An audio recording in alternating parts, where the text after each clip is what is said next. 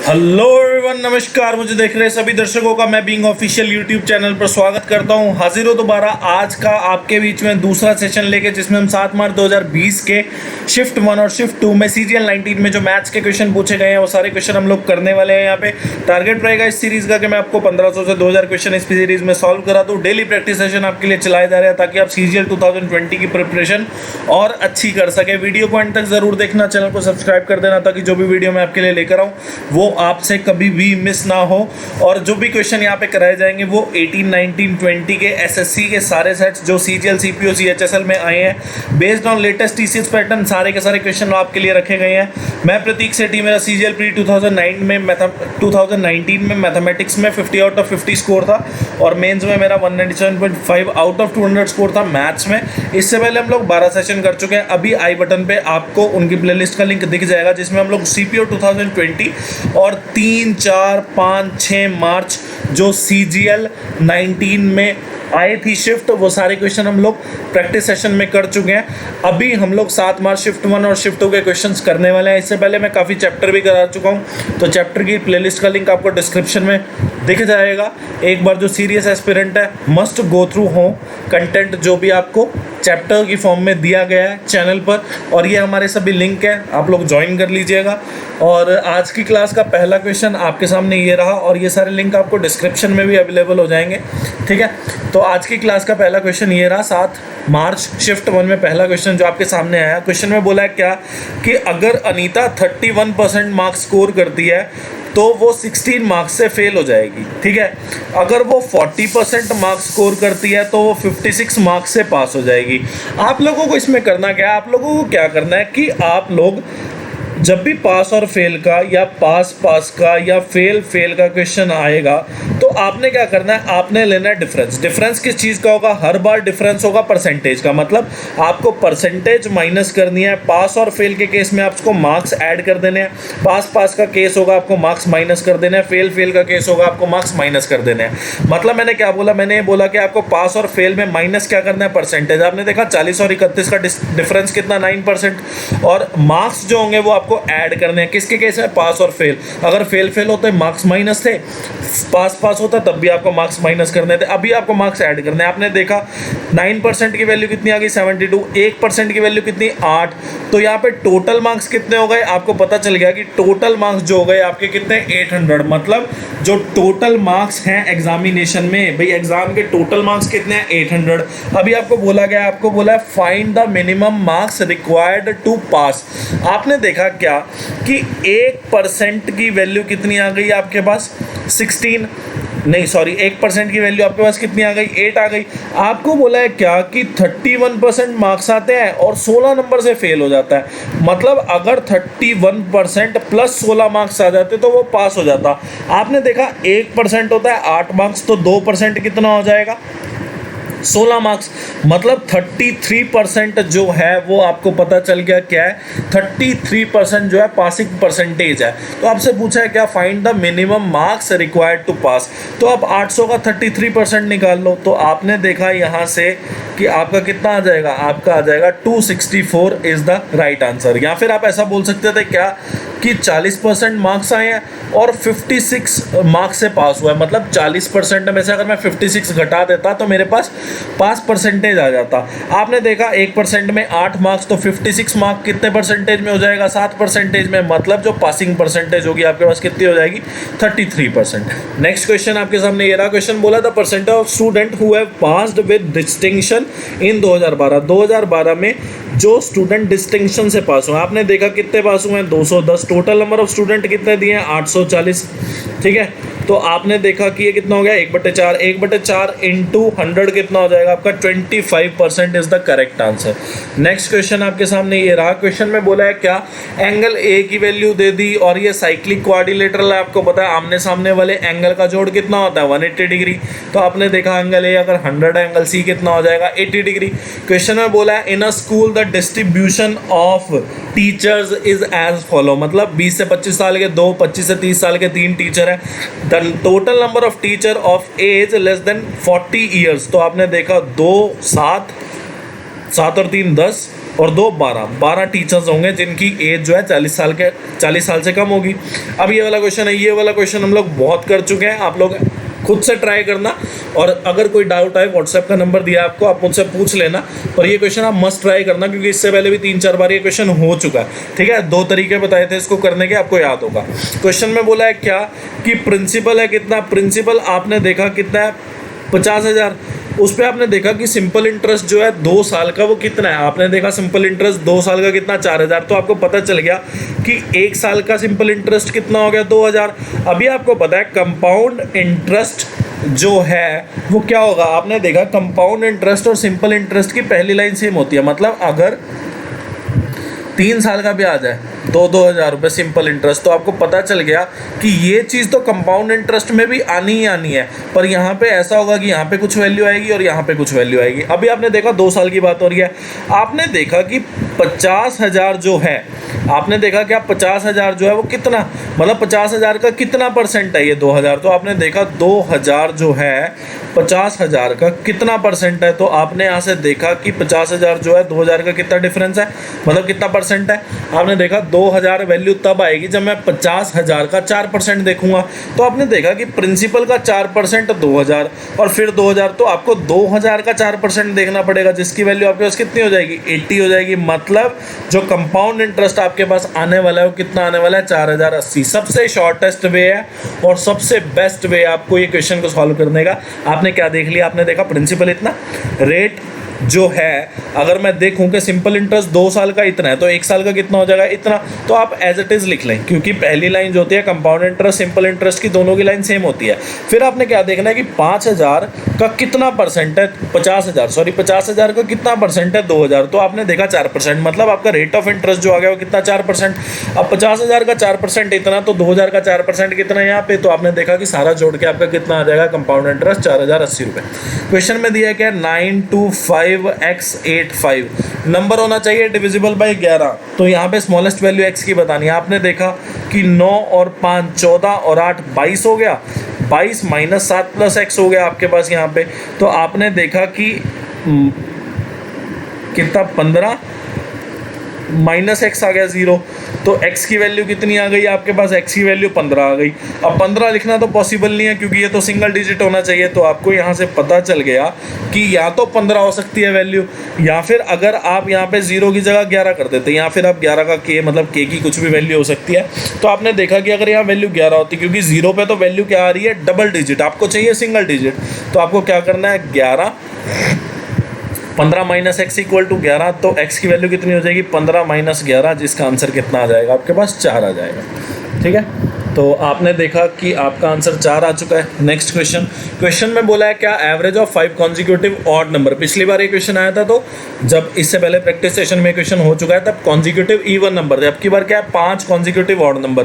तो आपको मैं पहले भी बता चुका हूँ, अगर 5 नंबर का मतलब 5 कॉन्जिक्यूटिव नंबर है, चाहे वो कॉन्जिक्यूटिव इवन नंबर हो चाहे वो कॉन्जिक्यूटिव ऑड नंबर हो, तो एवरेज जो होता है वो क्या होता है बीच का नंबर। और अगर 6 नंबर होते हैं यहाँ पे, 6 मतलब इवन नंबर्स, तो एवरेज जो होगा वो कितना हो जाएगा आपको पता है, एवरेज जो होगा आपका वो C प्लस D, मतलब बीच के 2 अक्षर बाय 2 हो जाएगा। अभी आपको क्या दिया है, अभी आपको दिया है 5 कॉन्जिक्यूटिव नंबर है, 5 कॉन्जिक्यूटिव में नंबर में मिडल नंबर कौन सा होगा तीसरा, तो थर्ड नंबर की वैल्यू कितनी आ गई आपके पास M आ गई।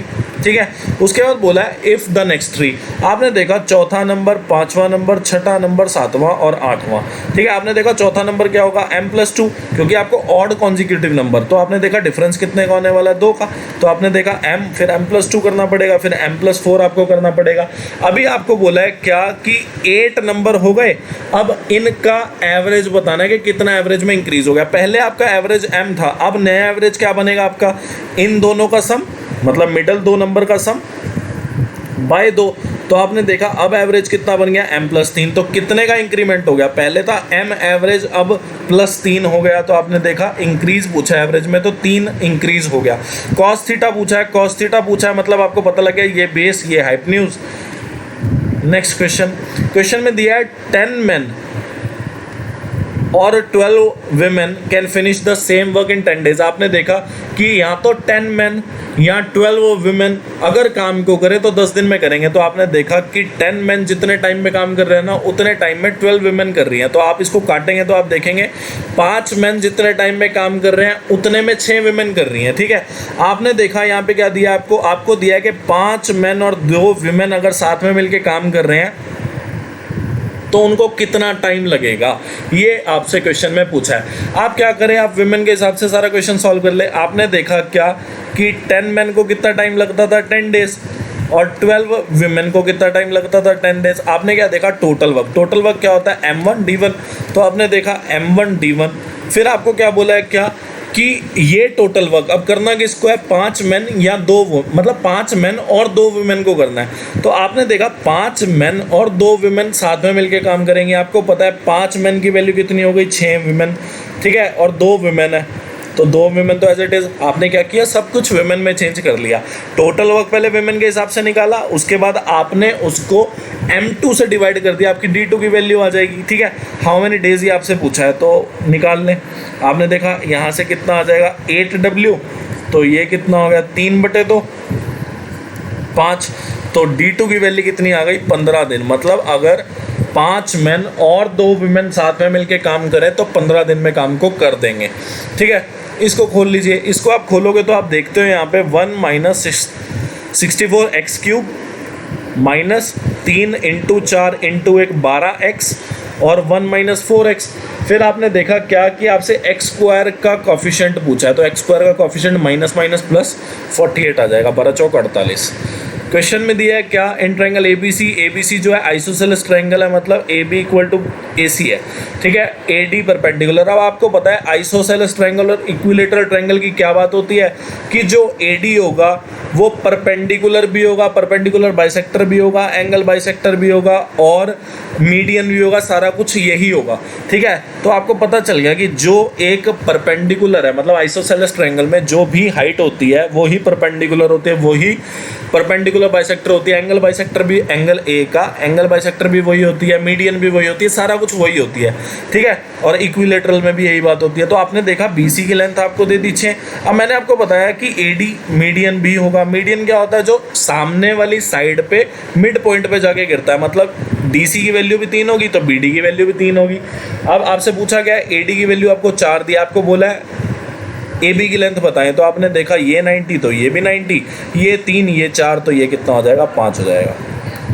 नेक्स्ट क्वेश्चन में दिया आपको 1।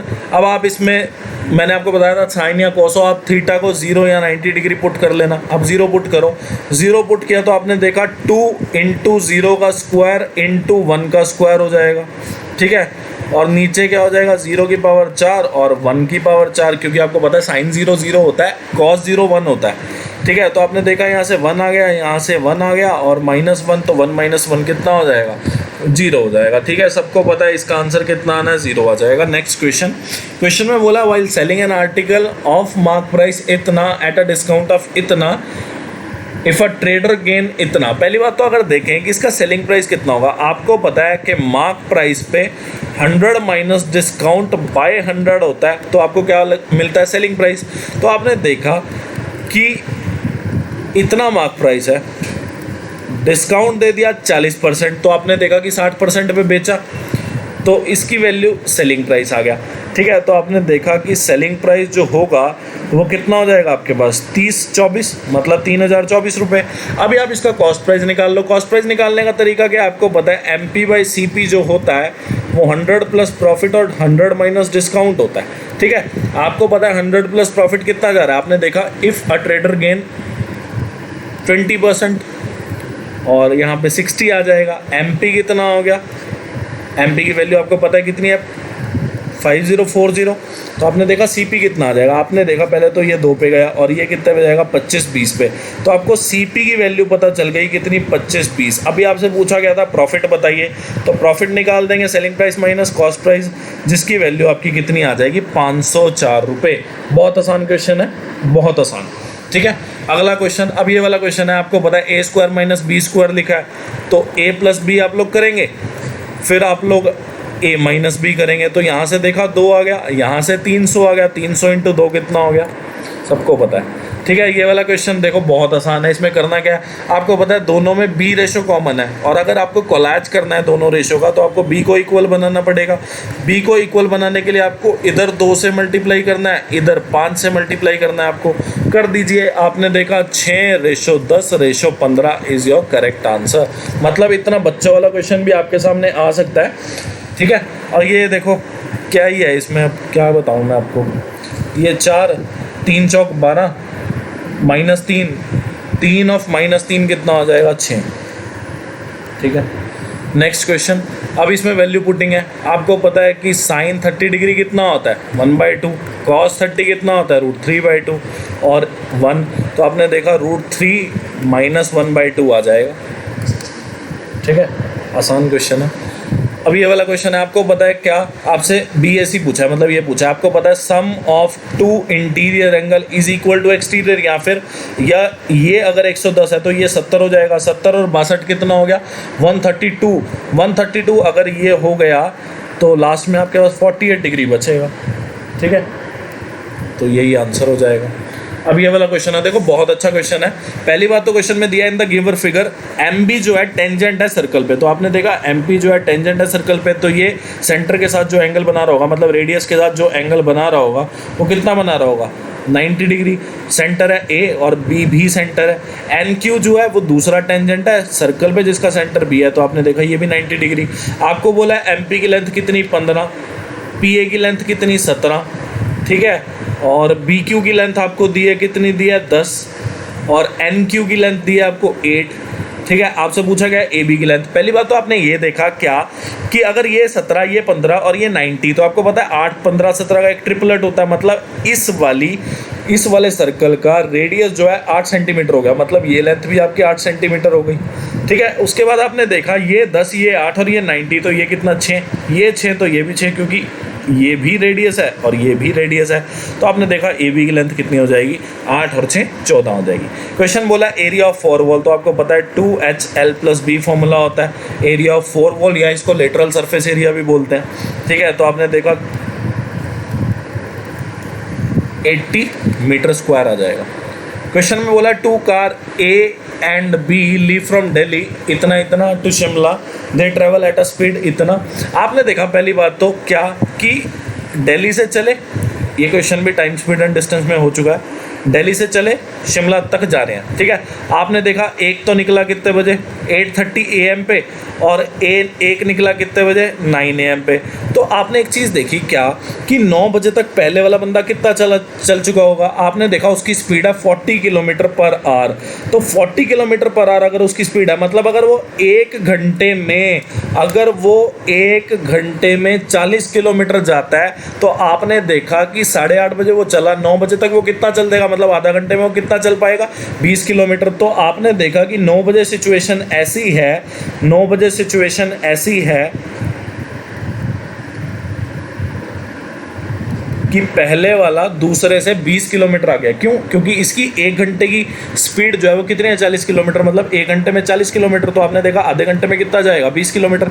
तो पहले वाला 9 बजे यहाँ पहुँच चुका है, दूसरे वाला 9 बजे शुरू कर रहा है, इसकी स्पीड 40 किलोमीटर पर आ रहा है, इसकी 50 किलोमीटर पर आ रहा है। आपसे पूछा है क्या, how many kilometres away from Delhi will the 2 cars be together. तो आपने पहले तो टाइम निकालना पड़ेगा। टाइम क्या होगा, डिस्टेंस कितना है इनके बीच का, स्पीड सेम डायरेक्शन में जा रहे हैं, स्पीड माइनस हो जाएगी। तो आपने देखा क्या कि ये 2 घंटे बाद मिल जाएंगे। अब 2 घंटे बाद मिल जाएंगे, ये स्टार्टिंग से चला ही है बिल्कुल, 2 घंटे बाद ये मिल जाएगा। तो आप देखेंगे ये ट्रेवल कितना कर लेगा, 50 × 2। तो आपने देखा 100 किलोमीटर दिल्ली के दूर ये लोग टुगेदर हो जाएंगे, मतलब दिल्ली से 100 किलोमीटर दूर ये मिल जाएंगे। या फिर कोई कहे सर ये भी तो 2 घंटे चला, तो आपने देखा कि ये 9 बजे के बाद 2 घंटे चला, तो ये 80 किलोमीटर चल पाया, और पहले ये 20 किलोमीटर आगे चल रहा था दिल्ली से। तो आपने देखा 100 किलोमीटर यहाँ से भी आएगा। क्वेश्चन में दिया है क्या, find from the given table what is the percentage of students of scoring 40 और मोर। आपने देखा लेस देन 20 इनके मार्क्स, लेस देन 30 इनके, लेस देन 40। तो आपने देखा कि लेस देन 40 इसने, तो 40 से 50 जिसके मार्क्स हैं इन दोनों का डिफरेंस कितना, 9 हो जाएगा। और 50 से 60, 60 से 70 और 70 से 80 कितना हो गया, इतना। तो आपने देखा 9 7 16 20 28। तो आपने देखा 28 जो है वो बच्चे ऐसे हैं जिनका स्कोर जो है 40 से ज़्यादा है, बट लेस देन 70 भी बोला है। ओके ओके ओके ओके, गलती है, लेस देन 70 भी बोला है। तो आपको क्या करना है यहाँ पे, ये वाली चीज़ नहीं देखनी। तो आपने देखा कि कितना आ जाएगा अब आपका 9 और 8 17 में 7 जोड़ेंगे 24, ठीक है। तो 24 ऐसे बच्चे हैं जिनका स्कोर 40 से ज़्यादा है पर 70 से कम है। और डिवाइड किससे करना पड़ेगा, आपको पूछा परसेंटेज बताना, तो total number of student total है कितने, आपने देखा टोटल जो है लास्ट की वैल्यू से आपको पता चल जाएंगे। क्यों, क्योंकि लेस देन 80 जो है 50 स्टूडेंट्स हैं और वो सारे बच्चे यही हैं। 12 बच्चे जो हैं लेस देन 20 थे, फिर लेस देन 30 जिसमें हम लोग 12 ये भी इंक्लूड करेंगे, और 20 से 30 के जो 7 बच्चे हैं वो भी इंक्लूड होंगे। तो 50 बच्चे टोटल है इंटू 100। तो आपने देखा यहाँ से कितना आ जाएगा आपका 48% आ जाएगा, ठीक है। नेक्स्ट क्वेश्चन बोला था परसेंटेज ऑफ गर्ल स्टूडेंट। देखो टोटल तो हम लोग कई बार देख चुके हैं इसका कि टोटल जो है इसका कितना हो रहा है, टोटल नंबर ऑफ स्टूडेंट कई बार हो चुका है। टोटल नंबर ऑफ स्टूडेंट कितना, 250। आपसे पूछा है गर्ल्स स्टूडेंट का परसेंटेज बताइए। तो गर्ल स्टूडेंट जो है वो कितनी है, 18 45 42 72, तो यहीं से ही हो गया।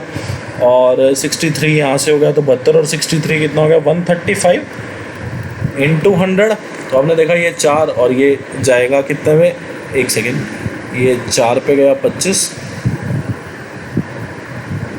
तो ये गया 10 पे, फिर ये गया 2 पे और ये गया 5 पे, और 5 पे जब ये जाएगा तो ये कितना जाएगा 27।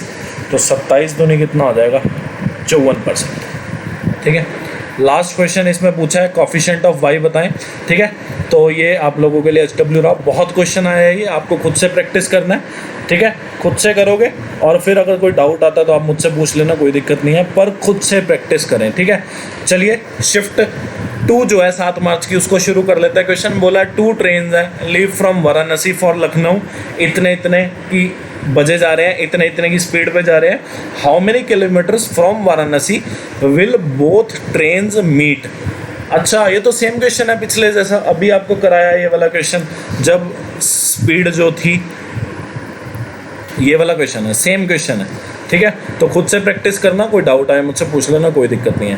क्वेश्चन में बोला है क्या, क्वेश्चन में बोला है a contract is to be completed in 75 days, ठीक है। मतलब टोटल नंबर ऑफ डेज आपको कितने दिए, 75 डेज, ठीक है। और 187 man are to work 15 hours per day, मतलब 187 मैन है जो कि 15 घंटे काम करेंगे दिन के। और 65 दिन के बाद क्या हुआ, 65 दिन के बाद तो आपने देखा D1 की वैल्यू कितनी हो गई, 65 दिन। तो D2 की वैल्यू कितनी रह जाएगी, 75 दिन में पूरा काम करना, 65 दिन की बात हो गई, तो रह कितने दिन गए, 10 दिन। 3/5 काम हो गया, आपने देखा 3/5 काम हो गया, मतलब W1 की वैल्यू कितनी हो गई, 3/5। तो बचा कितना, 1 - 3/5, जिसकी वैल्यू कितनी हो जाएगी, 2/5, ठीक है। How many additional man may be employed so that the work may be completed in time, each man now working 17 hour per day. आपको पता है क्या फॉर्मूला होता है, M1 D1 H1 by W1 equal to M2 D2 H2 by W2। M1 की value पता है, आपको पता है इनिशियली उसने कितने आदमी लगाए थे, 187, ठीक है। और दिन कितने, आपने देखा D1 की वैल्यू हम लिख चुके हैं, कितने आवर्स काम कर रहे थे, 15। वर्क कितना कर लिया, 3/5। बचा कितना काम, 2/5 का। कितने दिन का काम रह गया, 10 दिन का। करना कितने बंदों ने है, मतलब X बंदों ने। मान लीजिए कि टोटल नंबर ऑफ बंदे जो हैं अब X काम कर रहे हैं, या फिर आप 187 + X भी लिख सकते थे, तो आपका सीधा ही वैल्यू आ जाती क्या कि हाउ मेनी एडिशनल मैन आपसे पूछा तो X की वैल्यू आती, वो आपका आंसर हो जाता। अभी आप X की वैल्यू निकालेंगे, उसमें से 187 आप माइनस करेंगे, तब जाके आपकी वैल्यू आएगी, ठीक है। तो आपने देखा क्या कि 17 घंटे काम करना है। चलिए सॉल्व कर लेते हैं। आपने देखा कि पहले तो ये चला गया, ठीक है, और अभी ये गया 5 पे और ये गया 3 पे, तो ये सारा चला गया, ठीक है। और फिर 17, तो ये 11 पे जाएगा। आपने देखा X की वैल्यू आपके पास कितनी आ गई, X की वैल्यू जो है आपके पास आ गई कुछ 715, मतलब 715 बंदों ने 10 दिन में काम किया, जिसमें से 187 मैन तो पहले ही काम कर रहे थे। तो आपने देखा कि यहाँ से आपका 528 आ गया, जो कि आपके एडिशनल मैन हो गए। मतलब 187 में 528 आदमियों ने और काम किया, मतलब टोटल 715 आदमियों ने काम किया, तब 10 दिन में काम निपटा, 17 घंटे दिन में काम करके। ठीक है, उम्मीद करता हूँ आप लोगों को क्लियर हो गया होगा ये। नेक्स्ट क्वेश्चन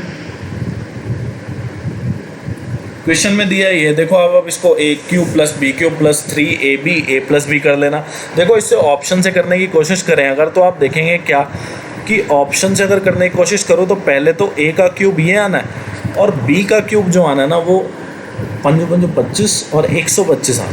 ठीक है, चलो ये तो चारों में ही कॉमन है।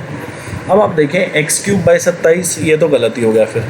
ठीक है, क्योंकि 3 में x क्यूब बाई 27 है। अब आप लिख लें आगे 3xy बाई 15, तो ये xy बाई 5 हो जाएगा और x बाई 3 और y बाई 5 हो जाएगा। अब आपने देखा कि x स्क्वायर y बाई 15 होना चाहिए, तो x स्क्वायर y बाई 15, तो ये ऑप्शन भी गया, अब 2 में है। ठीक है, और यहाँ पे एक्स वाई गिवन है, ऐसा तो कभी होगा नहीं, या तो एक्स स्क्वायर वाई होगा या एक्स वाई स्क्वायर, ये भी ऑप्शन गलत, मतलब B is the correct answer. ठीक है, क्वेश्चन में बोला है क्या, अच्छा ये क्वेश्चन आ गया। अब आपको 3 वेरिएबल दिए हैं, नहीं सॉरी 3 वेरिएबल दिए हैं आपको और 2 इक्वेशन है। आपको पता है एक को आप लोग 0 मानेंगे, एक को 0 मानेंगे तो क्वेश्चन सॉल्व हो जाएगा। और ये क्वेश्चन बहुत कर चुके हैं हम लोग। ठीक है, खुद से ट्राई करना। नेक्स्ट क्वेश्चन में बोला है क्या, in triangle A B C, चलिए सॉल्व करते हैं इसको। ए बी सी एक ट्राइंगल है, ठीक है, तो मान लीजिए ये एक ट्राइंगल है, कितना, ए बी सी। आपको बोला है क्या कि डी ई एफ जो है वो मिड पॉइंट है किस किस के, आपने देखा डी ई एफ जो है वो मिड पॉइंट है किस किस के, ए बी, बी सी और सी ए के। ठीक है, क्वेश्चन में बोला है क्या, ए बी की लेंथ दे दी, बी सी की दे दी, सी ए की दे दी, आपको बोला है डी ई। पहली बात तो एक चीज़ देखेंगे आप क्या, कि मैं बात कर लेता हूँ अभी डी एफ की। आपने देखा कि डी एफ की बात कर रहा हूँ और मैं दोनों के मिड पॉइंट को ज्वाइन कर रहा हूँ। आपको पता है कि जब भी दोनों के मिड पॉइंट को ज्वाइन करते हैं तो ये दोनों चीज़ें पैरेलल हो जाती हैं। फिर ट्राइंगल ए डी एफ जो है वो सिमिलर हो जाएगी किस ट्राइंगल के, आपको पता है वो सिमिलर हो जाएगी ए बी सी के। तो फिर आप देखेंगे यहाँ पे क्या कि A D by A B जो होगा वो कितना हो जाएगा, वो D F by B C हो जाएगा। अभी आप देखें कि ए डी की वैल्यू जो होगी वो कितनी हो जाएगी, आपको पता है कि ए डी की वैल्यू जो हो जाएगी वो कितनी हो जाएगी, हाफ ए बी, क्योंकि मिड पॉइंट है, ये वाला पॉइंट मिड पॉइंट है, मतलब अगर ए बी 2 होगा तो ये 1 होगा। तो आपने देखा half A B by A B D F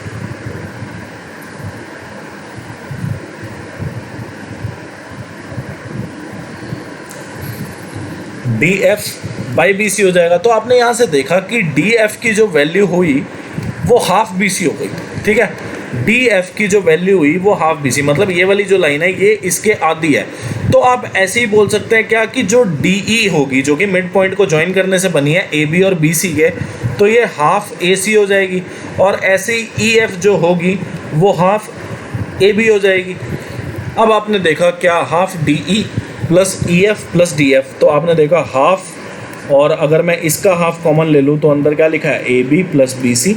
हमने क्या किया, डी ई ई एफ की वैल्यू और डी एफ की वैल्यू ए बी और बी सी और ए सी के फॉर्म में लिख दी, तो कितना हो जाएगा, इतना। अब क्या होता है 1/4, ए बी कितना है 12, बी सी 20, तो 32 हो गया, 32 और 15 कितना, 47 हो गया।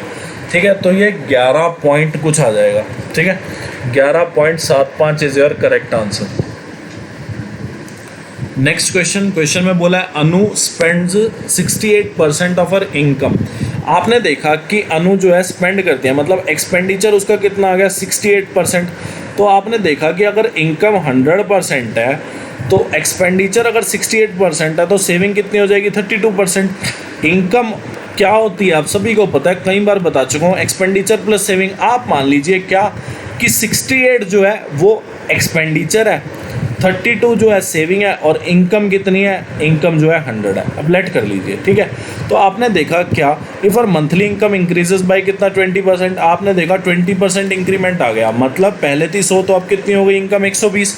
अब आप ये देख लीजिए हर मंथली सेविंग इंक्रीजेस बाय, आप इसको सॉल्व करेंगे तो ये क्या लिखा है 75/800, ठीक है। ये लिखा है क्या 75/800। तो आप जब इसको काटेंगे तो 3 और 4 तो कितना आ जाएगा 3/32 आ जाएगा। तो आपने देखा सेविंग जो है ना वो 3/32 बड़ी है। तो आपने देखा कि सेविंग जो है 3/32 बड़ी है। तो आपने देखा 32 इंटू 3/2 कि 32 कितना हो जाएगा 3। तो मतलब सेविंग जो है 3 बड़ी है, 32 पहले थी 3 बड़ी। तो आपने देखा कि कितनी बढ़ गई 35 हो गई। या फिर आप कंफ्यूज ना हो ना, आप लोग इसको क्या करें, आप इसको इंटू 35/2 लिख लेना, ठीक है। इंटू 35/2 क्यों किया, क्योंकि 32 पहले थी 3 बढ़ाई तो कितनी हो गई 35/32। तो आपने देखा सेविंग इतनी हो गई। अब आप देखें कि इनकम की इनकम इतनी बढ़ के इतनी होगी, मतलब सेविंग बढ़कर इतनी हो गई। तो एक्सपेंडिचर बढ़कर कितना हो जाएगा, आपने देखा कि 120 जो है इनकम है, सेविंग इसमें से अगर मैं माइनस कर दूं तो मुझे एक्सपेंडिचर की वैल्यू पता चल जाएगी जो कि कितनी आ गई 85। अब आपने देखा कि सेविंग जो थी वो 35 बढ़ी, मतलब बढ़कर 35 हो गई, तो एक्सपेंडिचर कितना हो गया बढ़ के 85। आपने देखा पहले था एक्सपेंडिचर इतना, अब हो गया इतना, तो बढ़ा कितना, आपने देखा कि ये 17 बढ़ गया, पहले कितना था 68।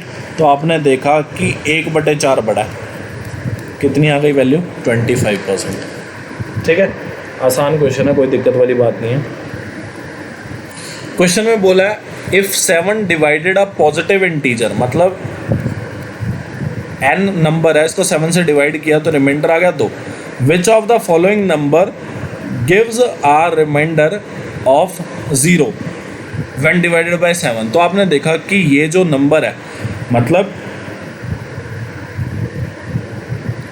एक second let me check this, ठीक है। आपने देखा कि जो प्रॉपर नंबर होगा वो 7 से कटने वाला कौन सा प्रॉपर नंबर होगा, n-2। मतलब अगर आपने n को 7 से डिवाइड किया तो आपका रिमाइंडर आ गया 2, मतलब 2 फालतू है उस नंबर में, मतलब n/n-2 जो होगा वो एग्जैक्टली कटेगा, ठीक है। तो आपने देखा कि अगर n-2 एग्जैक्टली कट रहा है तो अगर मैं इसमें 7 और ऐड कर दूं तो ये भी एग्जैक्टली कटेगा। तो आपने देखा नंबर हो कौन सा जाएगा n+5 सॉरी, तो n+5 नंबर हो जाएगा आपका जो 7 से एग्जैक्टली कटेगा, रिमाइंडर 0 देगा।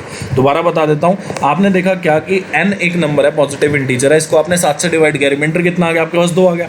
आपने देखा कि 7 से कटने वाला एग्जैक्ट नंबर है क्या n-2 ही जो है वो 7 से कटेगा। आपने देखा n-2 अगर 7 से कट रहा है तो इसका एक ज़्यादा, मतलब जैसे इंटू 1 इंटू 2, तो आपने देखा एक ज़्यादा कितना हो जाएगा, 7 को ऐड कर दो तो आपने देखा n+5 भी 7 से कटेगा। क्वेश्चन बोला है parameter of certain rectangle, area दे दिया, मतलब आपको 2l+b की वैल्यू दी कितनी 50, तो l+b कितना हो गया 25 हो गया, lb कितना हो गया 150 हो गया। तो आपने देखा 150 जो है 15 इंटू 10 हो सकता है, ठीक है। और फिर आपने देखा क्या कि 15 और 10 को जोड़ के 25 भी बन रहा है, मतलब आपने सही वैल्यू लेट की है, ठीक है। क्वेश्चन बोला है how many units are the length of its shorter side, shorter side कौन सी हो गई 10। क्वेश्चन में बोला है क्या ए बी डायमीटर है सर्कल का with centre O, tangent at a point C on a circle meet A B produced at Q, ठीक है। उसके बाद आपको बोला है क्या, चलो ड्रॉ कर लेते हैं सर्कल। आपने सर्कल ड्रॉ किया, आपने देखा क्या कि ए बी जो है वो डायमीटर है, ठीक है। हमने क्या किया, ए बी को डायमीटर मान लिया, सेंटर कितना, आपने देखा सेंटर जो है वो ओ है, और आपने देखा कि क्यू तक प्रोड्यूस करना है ए बी को, और जो टेंजेंट है सी पॉइंट पे वो क्यू पे जाके मिल रही है। तो आपने देखा ये पॉइंट सी हो गया, ये क्यू पे जाके मिलेगी, यहाँ पे कहीं मिलेगी। अभी आपको एंगल सी ए बी दिया है, आपको एंगल सी ए बी दिया है कितना 42 डिग्री, ठीक है। आप क्या कीजिए, आपको पता है कि यार मेरे को ना एक तो बहुत मज़ा आता है अगर मैं टेंजेंट का जो टचिंग पॉइंट है उसको सेंटर से मिला दूँ। आपको पता है ये रेडियस बन गई, ये रेडियस बन गई और ये टेंजेंट के साथ कितना एंगल बनाएगी 90 डिग्री। अब आपको पता है ये भी रेडियस है, ये भी रेडियस है, तो ये वाला जो एंगल होगा, ये वाला एंगल वो इस एंगल के इक्वल हो जाएगा। आपको पता चल गया ये भी 42 डिग्री हो गया। चलो अच्छी बात है। अब आपको क्या बताना है, आपने को बताना है सी क्यू ए, ये वाला एंगल आपको बताना है फाइनली। ठीक है, आपको पता है अगर ये 42 ये 42 तो sum of two interior angle is equal to exterior angle होता है, तो ये वाला एंगल 84 हो गया। अब ये 90 ये 84, तीनों एंगल का जोड़ कितना होता है 180 डिग्री, तो ये कितना बचेगा लास्ट में 6 डिग्री। आसान क्वेश्चन है, कोई दिक्कत नहीं है।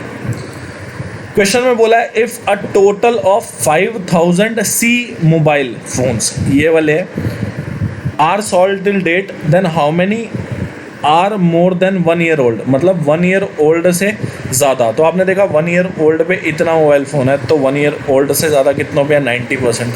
5000 टोटल बिके हैं, तो 90% निकाल ले 5000 का, तो आपने देखा कि 90% जो होगा 5000 का कितना हो जाएगा 4500।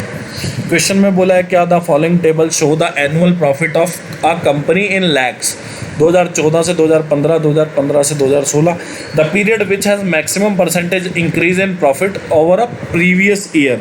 ठीक है, ये क्वेश्चन भी बहुत हो चुका है। आपने देखा कि पहले साल मतलब पहले जो डाटा में कितना इंक्रीमेंट हुआ, आपने देखा कि इंक्रीमेंट हुआ 65 का, कितने पे 625 इंटू 100 पे, तो आपने देखा कि ये परसेंटेज कितनी हो जाएगी, ये परसेंटेज हो जाएगी 10.7%। ठीक है, फिर आपने देखा यहाँ से यहाँ कितना इंक्रीमेंट हुआ, आपने देखा यहाँ से यहाँ 35 का इंक्रीमेंट हुआ 690 पे, तो आपने देखा ये तो 5 पॉइंट के कुछ आसपास रहने वाली है।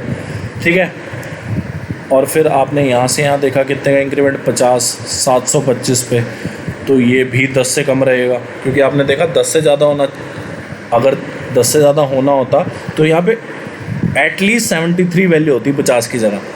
ठीक है, और यहाँ पे आपने देखा कि 815 में से 775 गया तो कितना आ गया 40 आ गया, 40 बाय 775, ये भी छोटा होगा क्योंकि अगर बड़ा होना था तो यहाँ पे वैल्यू 78 आनी थी। 7800 को अगर 775 से डिवाइड करूँगा तभी 10% से ज़्यादा आएगा, तो आपने देखा 10.7%, मतलब यही मैक्सिमम है। तो कौन सा पीरियड है जो प्रीवियस ईयर के हिसाब से सबसे मैक्सिमम है, तो वो पीरियड होगा 15 से 16। अब ये वाला क्वेश्चन आ गया। क्वेश्चन में दिया है 3 sec square theta plus tan theta equal to 7। ठीक है, तो आपने देखा थीटा की वैल्यू कितनी डाल सकते हैं, एक तो मैं 30 डाल सकता हूँ, एक मैं 45 डाल सकता हूँ, एक मैं 60 डाल सकता हूँ। पहले क्या करता हूँ 45 डाल के देखता हूँ। ठीक है, 45 आपने डाली तो आपने देखा कि √2 का स्क्वायर हो जाएगा और tan 1, तो आपने देखा 3 दूनी 6 हो गया, 6 और 1 7, मतलब 45 डिग्री वैल्यू सही है, ये दोनों गलत होंगी। कोसेक 90 2 थीटा है ना, तो कोसेक 90 प्लस कॉस 45 और सेक 90, सेक नहीं सॉरी साइन है, साइन सेक की तो वैल्यू ना पता चलती, इन्फिनिटी हो जाता, और कॉट 45। तो आपने यहाँ से देखा कि कोसेक 90 1 होगा, 1 + 1/√2, और ये कितना होगा 1 + 1 2 हो जाएगा। तो आपने देखा √2 + 1/2√2 हो जाएगा। तो यहाँ पे तो ऐसा कुछ है ही नहीं, तो आप क्या करें √2 से मल्टीप्लाई कर दें, ज़रूर ऐसा कुछ लिखा होगा। तो 2 + √2/4, मतलब C is the correct option. ठीक है, नेक्स्ट क्वेश्चन में दिया कॉस्ट प्राइस इतना for a shopkeeper was X, he marked इतना above the cost price, finally he sold at इतना, डिस्काउंट प्रॉफिट और लॉस। आपको पता है क्या m - d - MD/100। आपने देखा ये क्या होता है मार्क परसेंटेज, ये क्या होता है डिस्काउंट, तो मार्क परसेंटेज कितना इतना, डिस्काउंट कितना इतना, तो आपने देखा 4 और ये अगर काटेगा तो 3.75 पे आ जाएगा, तो -10 - 13.75 आ गया। तो माइनस आया तो क्या शो करेगा लॉस, अगर प्लस आता तो क्या शो करता प्रॉफिट। अब ये है, ठीक है, खुद से ट्राई करना। चलो मैं बता देता हूँ, 9/8 डिवाइड बाय, आपने देखा ये तो मल्टीप्लाई हो जाएगा 3/5 और 16 17/2 हो जाएगा, तो ठीक है। तो आपने देखा ये कितना हो गया, ये हो गया 51/10। तो आपने देखा कि 17/4 और 10/51, तो यहाँ पे आ जाएगा 3 और यहाँ पे आ जाएगा 5। ठीक है, फिर आपने देखा कि पहले मल्टीप्लाई करना है, तो 4/5 × 5/3 हो गया, तो ये 4/3 हो गया। और 4/3 डिवाइड बाय 4/3 कितना हो जाएगा, 1 हो जाएगा। ठीक है, तो बचा कितना, 2/5 प्लस 11/20। ठीक है, तो आपने देखा कि 9/8 डिवाइडेड बाय 5/6 है, तो मल्टीप्लाई बाय 6/5 कर दो आप। ठीक है, तो हम कौन सा किसी से कम है, उड़ा देंगे क्वेश्चन को। ठीक है, तो 3 और ये कितना आ गया, 4 आ गया। तो आपने देखा 27/20 प्लस 11/20, और अगर मैं इसको भी 20 की फॉर्म में लिखूँगा तो कितना आ जाएगा, 8/20। तो आपने देखा कि 27 में 11 जोड़े तो कितने हो गए, 38 हो गए। 38 में से 8 गए, 30 हो गए। तो 30/20 मतलब 3/2। This one is the correct answer. मतलब इतनी स्पीड से आपको करना है एग्जाम में बैठ के फॉलो। पता है आपको क्या करना है, सभी को पता है, बॉड मास ब्रैकेट, फिर ऑफ सॉल्व करना है। ठीक है, तो आप पहले ब्रैकेट सॉल्व करिए आपने, फिर अंदर का ऑफ, फिर डिवाइड, मल्टीप्लाई, ऐड, सब्ट्रैक्ट। ठीक है, क्वेश्चन बोला एंड क्वाड्रिलेटरल PQRS है। ठीक है, तो आपने क्वाड्रिलेटरल बनाया, टूटा फूटा क्वाड्रिलेटरल मैंने बनाया आपके लिए। ठीक है, तो आपने देखा QS जो है डायगोनल हो जाएगा। अभी बोला है क्या कि RM जो है वो परपेंडिकुलर टू QS है। मतलब आपने देखा कि RM जो है वो परपेंडिकुलर टू QS है, लिख दो। फिर आपने देखा PN जो है, तो आपने एक और परपेंडिकुलर ड्रॉ करा, परपेंडिकुलर टू QS की आपको लेंथ दे दी 6 सेंटीमीटर, RM की दे दी 3 और PN की दे दी 2। आपसे पूछा है एरिया ऑफ PQRS मतलब क्वाड्रिलेटरल का एरिया। अगर आपको एरिया ऑफ PQRS पूछा है तो अगर आप एरिया ऑफ ट्रायंगल PQS और अगर आप area of triangle PQS plus area of triangle QSR को जोड़ दें तो आपका एरिया ऑफ क्वाड्रिलेटरल PQRS बन जाएगा। आपने देखा एरिया ऑफ PQS कितना हो जाएगा, हाफ। बेस कितना, बेस होगा QS, क्योंकि अगर मैं इसको ट्रायंगल मानूं और इस पे हाइट गिरी हुई है मतलब इस पे परपेंडिकुलर गिरा हुआ है, तो ये क्या हो जाएगा, बेस। इसकी लेंथ है कितनी, 6। तो आपने देखा हाफ इंटू 6 इंटू 2। और फिर QSR की बात करूँ तो आपने देखा RM जो है परपेंडिकुलर है मतलब हाइट है, तो बेस कितना QS हो जाएगा, हाफ इंटू 6 इंटू 3 हो जाएगा। ठीक है, तो आपने देखा कि वैल्यू कितनी आ गई। अब आपने देखा वैल्यू आ गई 3 तो 6 और 9 कितना आ जाएगा, 15 सेंटीमीटर स्क्वायर जो होगा एरिया ऑफ क्वाड्रिलेटरल PQRS हो जाएगा। क्वेश्चन में बोला है if in 13 years fixed sum doubles at simple interest what will be the, मतलब सम जो है डबल हो जाएगा सिंपल इंटरेस्ट पे, what will be the interest rate per year. आपने देखा कि 13 साल में जो है ना, 13 साल में कितना % बढ़ गया। आपने देखा प्रिंसिपल था, प्रिंसिपल कितना होता है 100%, और प्रिंसिपल जो है डबल हो गया मतलब अब कितना हो गया 200%। तो आपने देखा कि सिंपल इंटरेस्ट कितना बढ़ा 100%। आपने देखा प्रिंसिपल होता है 100%, वो हो गया डबल मतलब 200% हो गया। तो आपने देखा सिंपल इंटरेस्ट जो था वो कितना जुड़ गया 100%। आपने देखा 13 साल का प्रिंसिपल, 13 साल का सिंपल इंटरेस्ट कितना है 100%। मतलब रेट की बात कर लो यार, जो मर्जी, मतलब आप ऐसा बोल सकते हैं कि आपने देखा प्रिंसिपल जो होता है 100% होता है, आपको बोला प्रिंसिपल हो गया डबल, तो प्रिंसिपल हो कितना गया 200%। मतलब पहले था 100%, बाद में हो गया 200%। तो जो सिंपल इंटरेस्ट, जो सामान्य ब्याज पड़ा उस पर कितना पड़ा 100%। तो आपने देखा 13 साल में 100% जो है वो सिंपल इंटरेस्ट पड़ गया, या फिर आप बोल सकते हैं कि 13 साल का जो रेट ऑफ इंटरेस्ट है वो कितना है 100%। तो 1 साल का पूछा है, find the rate of interest या इंटरेस्ट रेट पर ईयर। तो आपने देखा पर ईयर मतलब 1 साल का पूछा, तो आप क्या करें 100/13, इससे छोटा कोई मेथड हो ही नहीं सकता। तो 7.69% is the correct answer. Question बोला in which year was the maximum number of employees working in the organisation. अच्छा, तो ऐड कर दो। पहली बात तो ये दोनों तो लागे ताके भी नहीं है 18 और 19 के, क्योंकि इसमें 1000 और 1010 है। ठीक है, क्योंकि अगर इनको सबको भी जोड़ दो तब भी 1000 तक नहीं पहुंचेगा। तो आपने देखा अगर मैं इसको जोड़ूं तो ये कितना बनता है, आपने देखा कि अगर मैंने इसको जोड़ा तो ये बनेगा 1376। ठीक है, और अगर मैं इसको जोड़ूं तो ये कितना हो गया 1160 में अगर मैं 225 ऐड करूं तो 1385 हो गया। ठीक है, तो आपने देखा कि 2019 में मैक्सिमम नंबर ऑफ एम्प्लॉयज़ हैं, मतलब 2019 is the correct answer, C is the correct answer. Question में बोला sum lent out at compound interest amount to इतना इन 1 ईयर, और 3 साल में इतना। जब भी ऐसा क्वेश्चन आए आप ना सीधा लिखो क्या अमाउंट जो होता है वो क्या होता है, प्रिंसिपल 1/रेट 100, और टाइम कितना है 1 साल। अब अमाउंट कितनी बन गई 1250 लिख दो, फिर 3 साल की बात लिख दो, 3 साल में अमाउंट कितनी हो गई, इतनी हो गई। प्रिंसिपल तो दिया ही नहीं, 1 + रेट बाई 100 3 साल। ठीक है, अब क्या करो, पहली इक्वेशन को डिवाइड कर दो किससे, मतलब तीसरी इक्वेशन, तीसरे नहीं सॉरी 3 साल थे, दूसरी इक्वेशन को डिवाइड कर दो किससे, पहली इक्वेशन से। आपने देखा कि 1 + r/100 का स्क्वायर बचा, क्योंकि 1 पावर 3 1 2, अगर मैं इसको काटूँ तो यहाँ पे 2 रह जाएगा, प्रिंसिपल से प्रिंसिपल गया, और 1458 से कितना हो गया आपका 1250, और ये 2 पे भी चला जाएगा, कितना आ जाएगा 729 625। तो आपको पता है यहीं पे छोड़ दो इसको, 729 और 625 जो होता है। तो अब सभी को पता है कि अगर मैं इसका अंडर रूट देखूँ तो कितना हो जाएगा 27 और 25। तो आपने देखा 1 + r/100 की वैल्यू कितनी आ गई, अंडर रूट कर दिया 729/625 का, तो कितना आ गया 27/25। तो r/100 की जो वैल्यू आई है, r/100 की जो वैल्यू आई है वो कितनी आ गई आपके पास 27/25 - 1, जिसको मैं बोलूँगा कितना 2/25। तो r की वैल्यू कितनी आ गई आपके पास, r की वैल्यू आ गई 8%। r जो हो गया आपके पास कितना हो गया 8%। अभी आपसे पूछा गया, आपको बोला है कि what will be the simple interest on the same sum for इतने साल एट इतना। ठीक है, तो आपने देखा कि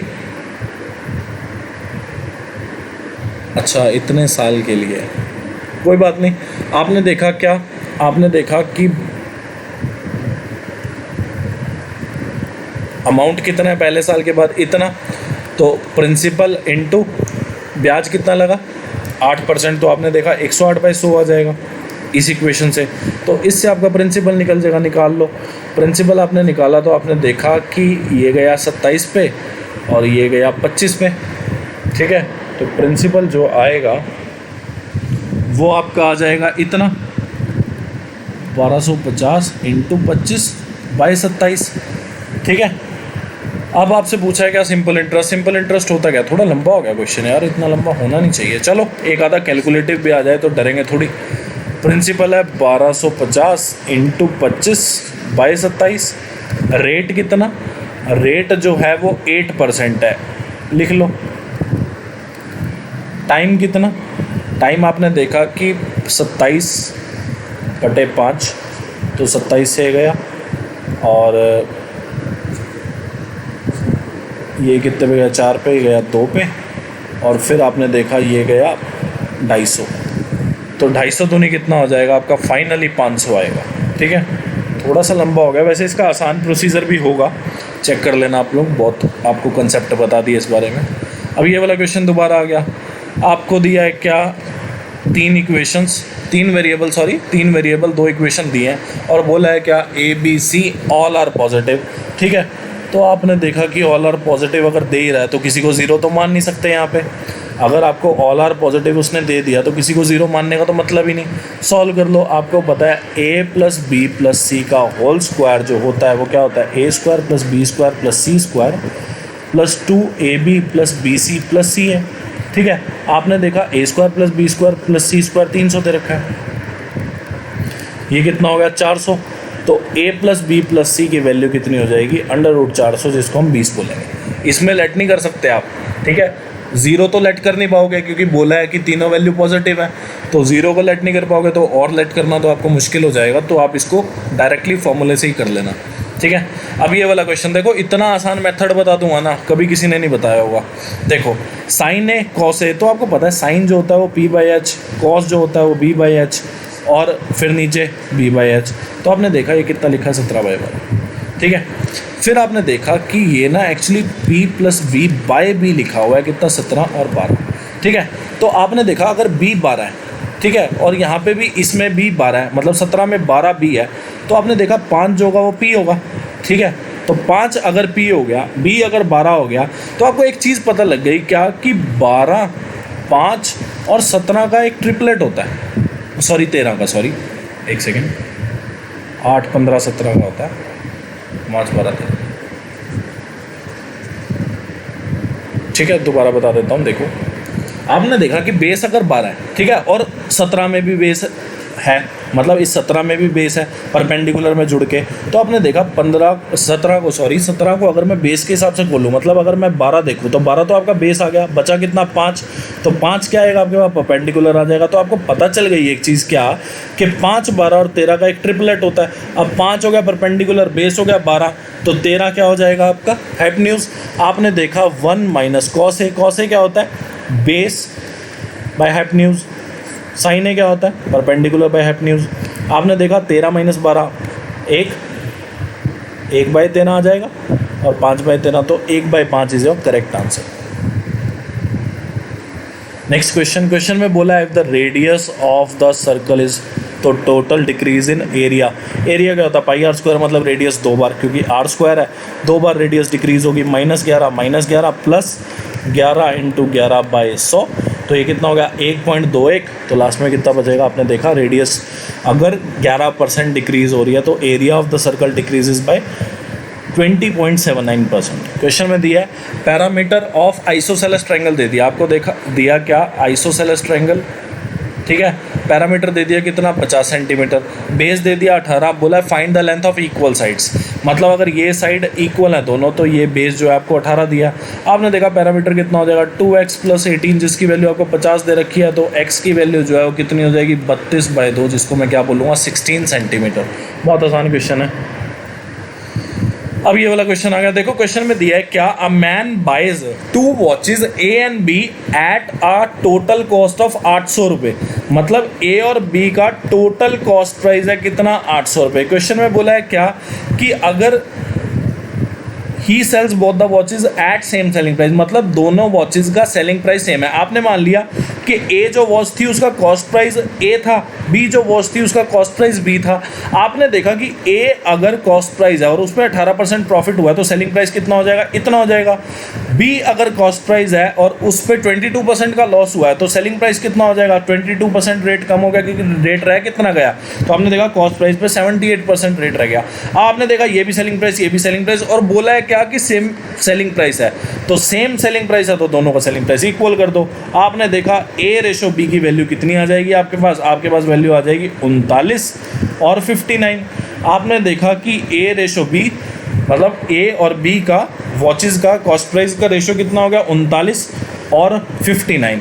आपने देखा कि टोटल कॉस्ट कितनी है इतनी, तो आपने देखा 39 + 59 की वैल्यू कितनी दे दी 800, तो एक की वैल्यू कितनी हो जाएगी, सबको पता है कि एक की वैल्यू जो हो जाएगी आपकी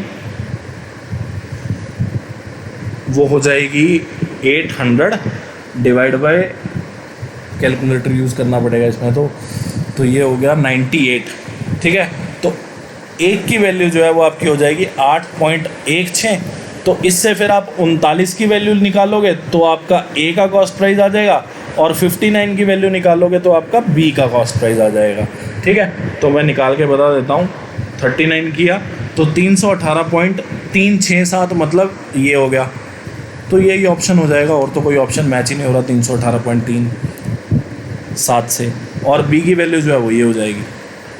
क्वेश्चन में बोला what are the average marks obtained by all the 7 student in physics, round off to 2 digit after decimal. देखो आप एक चीज़ देखना, इसमें ऊपर पढ़ो आप क्या लिखा है, ध्यान से देखो, ऊपर लिखा है the following table shows the percentage of marks obtained bye, मतलब ये मार्क्स नहीं गिवन है आपको, ये वाले जो मार्क्स हैं, मतलब ये जो है ये आपको मार्क्स गिवन नहीं है, ये आपको परसेंटेज गिवन है। तो आपने देखा कि जब आपको परसेंटेज गिवन है तो आप पहले तो परसेंटेज देखो कि टोटल परसेंटेज हुई कितनी, 80, 90 कितना हो गया, 170, 240, 320, 320 में अगर मैं 150 को जोड़ूँ तो 470, और 50 कितना हो गया 520। तो आपने देखा कि 520, तो मतलब 520% जो है वो क्या है आपके पास, 520% जो है वो टोटल परसेंटेज है इन 7 बच्चों की, अंकित, अमन, आयुष, रोहित, तन्वी, तरुण और मुस्कान, इन सभी बच्चों की जो टोटल परसेंटेज है वो कितनी है 520%। तो आपने देखा इनका एवरेज कितना हो जाएगा इतना।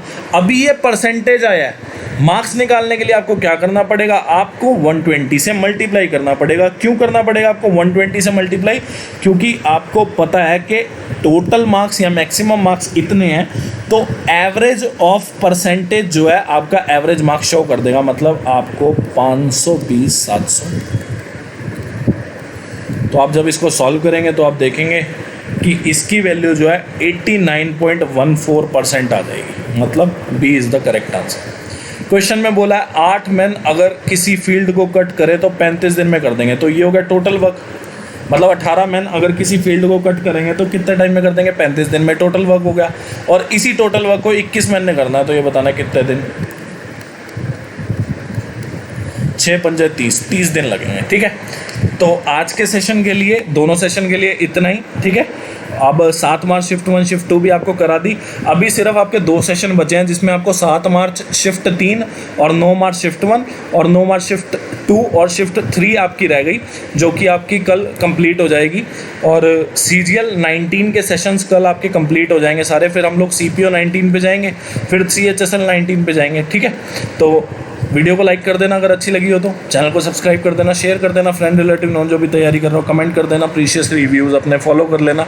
And thanks for watching this video. आप लोग खुश रहें, तैयारी करते रहें और आपको सिलेक्शन मिल जाएगा। All the best for the preparation guys, thank you.